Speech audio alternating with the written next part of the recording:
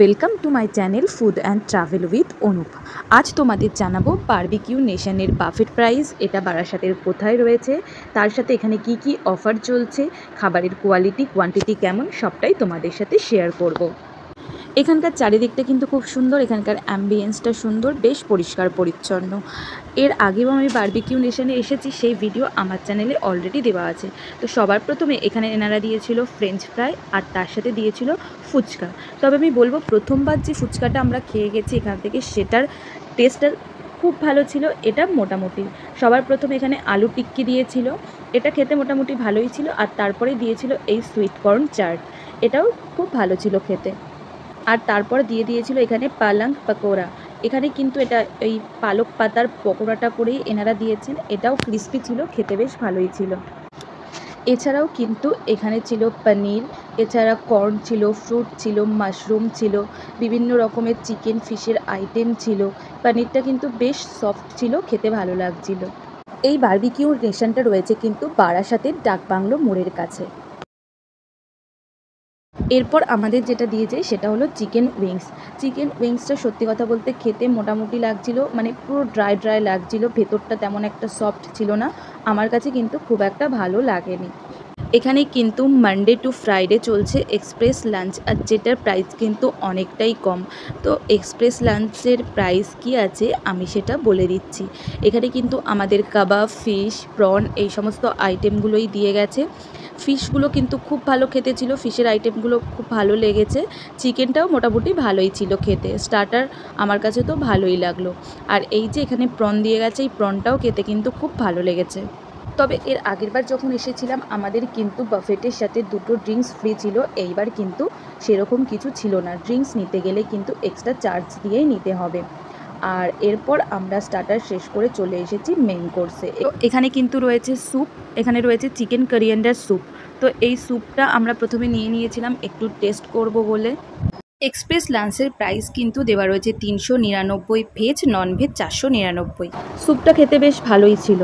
তো এই স্যুপ খাওয়ার পর চলো দেখিয়ে দিই লাঞ্চে এখানে কি কি রয়েছে। এখানে রয়েছে সাদা ভাত আর তার সাথে রয়েছে ডাল মাখানি। এই ডাল মাখানির টেস্টটা কিন্তু খুব ভালো ছিল। আর তার সাথে এখানে রয়েছে মিক্স ভেজ, এখানে কিন্তু ভেজের প্রচুর অপশান রয়েছে, এটারও টেস্ট কিন্তু অসম্ভব ভালো ছিল। এছাড়াও এখানে কিন্তু ভেজ মাঞ্চুরিয়ান ছিল, নুডলস ছিল, মিক্স ভেজ ছিল।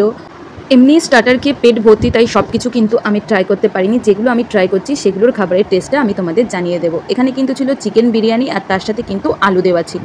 চিকেন বিরিয়ানির টেস্টটা আমার কাছে মোটামুটি ভালো লেগেছে, অতিরিক্ত ফ্লেভার দেওয়া নয়, একদম হালকা লাইট বিরিয়ানি, বেশ ভালো লেগেছে।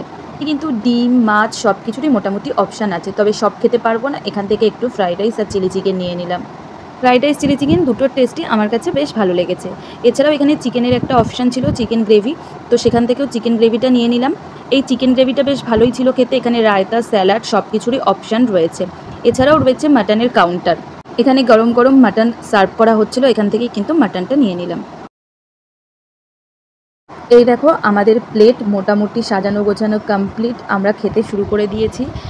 এখানে মেন কোর্সের টেস্ট বলতে আমার ফ্রাইড রাইস চিলি চিকেনটা বেশ ভালোই লেগেছে, আর বিরিয়ানির টেস্টটাও খুব ভালো ছিল। তবে এখানে আরও একটা অপশান ছিল, সেটা হলো পোলাও। এই যে মাটনের পিস, মাটনটা না আমার কাছে খুব একটা ভালো লাগেনি, মানে মাটনটার মধ্যে প্রচণ্ড চর্বি চর্বি ভাব, ঠিকভাবে খাওয়া যাচ্ছিল না। আর এটা মানে অতটাও সফট হয়নি। আর পোলাওটা প্রচণ্ড পরিমাণে মিষ্টি ছিল, যারা খুব মিষ্টি খেতে ভালোবাসো তাদের কাছে ভালো লাগতে পারে, আমার কাছে পোলাওটা অতটা ভালো লাগেনি।